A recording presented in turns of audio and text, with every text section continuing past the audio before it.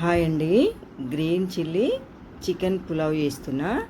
ఇది చికెన్ బిర్యానీ కంటే కూడా చాలా చాలా టేస్టీగా ఉంటుంది అనమాట. మనం రైస్ని బట్టి పచ్చిమిర్చి తీసుకోవాలి, కారాన్ని కూడా బట్టి. నేనైతే ఒక 100 గ్రాములు 150 గ్రాములు మిర్చి తీసుకున్నా. 2 కిలోల చికెను, 2 కిలోల బియ్యము, 150 గ్రాములు పచ్చిమిర్చి, ఒక పిడికడు పుదీనా, ఒక పిడికడు కరివేపాకు, ఒక పిడికడు కొత్తిమీర తీసుకున్న తర్వాత ఒక నిమ్మకాయ రసం మొత్తం పిండుకోవాలి. నిమ్మరసం ఎందుకంటే మనం మిక్సీ పట్టుకున్నది కలర్ మారకుంటుంటుంది, మళ్ళీ పులుపు కూడా బాగుంటుంది అనమాట. ఒక స్పూను ఉప్పు వేసుకోవాలి. ఉప్పు వేసుకొని నిమ్మరసం పిండుకొని అది మెత్తగా మిక్సీ పట్టుకోవాలి. తర్వాత 1 కేజీన్నర బాస్మతి రైస్ తీసుకున్నా. ఒక 1/2 కేజీ మనం సోనా మసూరి అనమాట, మనం రెగ్యులర్గా రోజు వండుకునే రైస్ తీసుకున్నా అనమాట. 2 కేజీల బియ్యము, 2 కేజీల చికెన్ అనమాట. తర్వాత ఇక చికెన్ మంచి ఒక 2-3 సార్లు కడిగిన తర్వాత కొంచెం ఉప్పు నిమ్మరసం వేసి కడిగితే నీసువాసన ఉండదన్నమాట. చికెన్ అందులో వేసి ఉల్లిగడ్డ, ఒక 2-3 పెద్ద ఉల్లిగడ్డలు, ఒక 2-3 టమాటాలు, మనం మిక్సీ పట్టుకున్న పచ్చిమిరపకాయ పుదీనా పేస్టు, ధనియాల పొడి, గరం మసాలా, 1 స్పూన్ పసుపు, తర్వాత బిర్యానీ మసాలా అనమాట. ఒక పెద్ద స్పూన్ బిర్యానీ మసాలా వేసిన నేను. గరం మసాలా కూడా వేసుకోవచ్చు. ఇంకా నేను గరం మసాలా వేసిన, మరీ ఎక్కువ వేయలేదు, మేము చాలా తక్కువనే తింటాం అనమాట మసాలాలు. తర్వాత ఒక 2 పెద్ద స్పూన్లు అల్లం వెల్లుల్లి పేస్టు ఫ్రెష్గా దంచింది, ఉప్పు తగినంత అనమాట, ఒక 3-4 స్పూన్లు ఉప్పు. తర్వాత ఒక 150 గ్రాముల అట్లా పెరుగు కూడా వేసుకోవాలి. పెరుగు వేసుకుంటేనే టేస్ట్ ఉంటుంది అనమాట.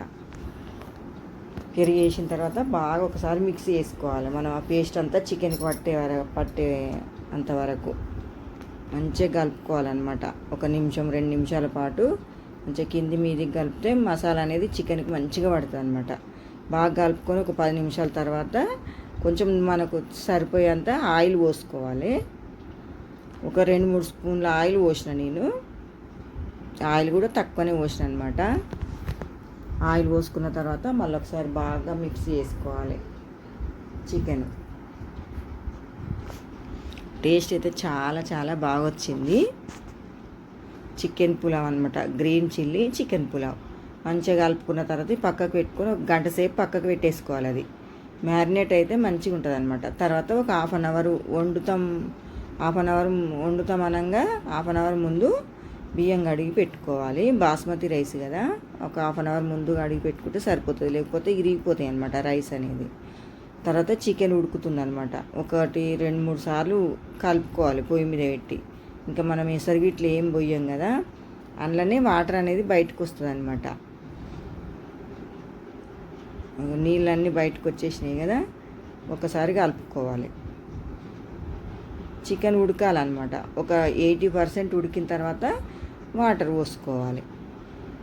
మనం 2 కిలోలు 2 షేర్ల బియ్యం పోసినాం కదా, 3 షేర్ల వాటర్ అనమాట.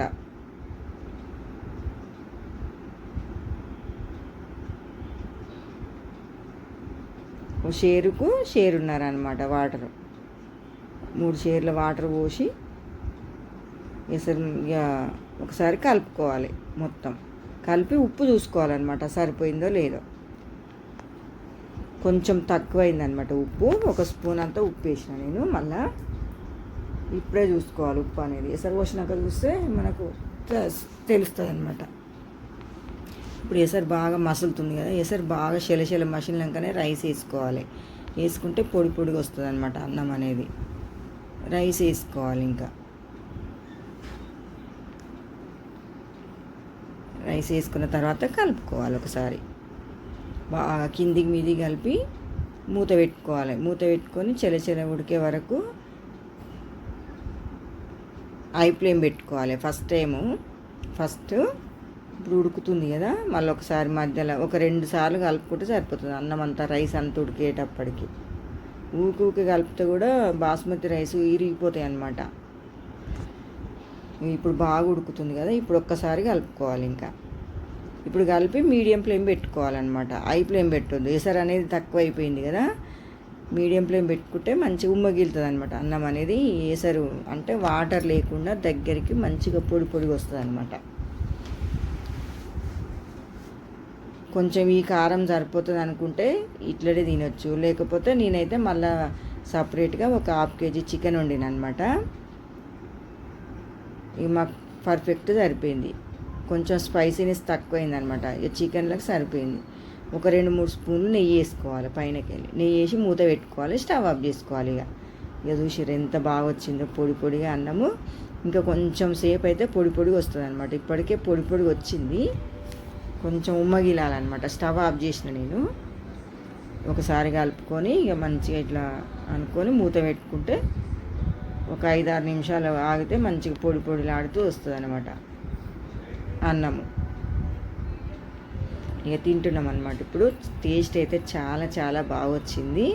ఇంకా ఉల్లిగడ్డ నిమ్మకాయ వేసుకొని తింటే చికెన్ కర్రీ సూపర్ టేస్టీ ఉందండి. బిర్యానీ పులావ్, చికెన్ బిర్యానీ కంటే చికెన్ పులావ్ చాలా బాగుంది. ఒకసారి ఇట్లా ట్రై చేయండి, ట్రై చేసి కామెంట్ బాక్స్లో చెప్పండి ఎట్లా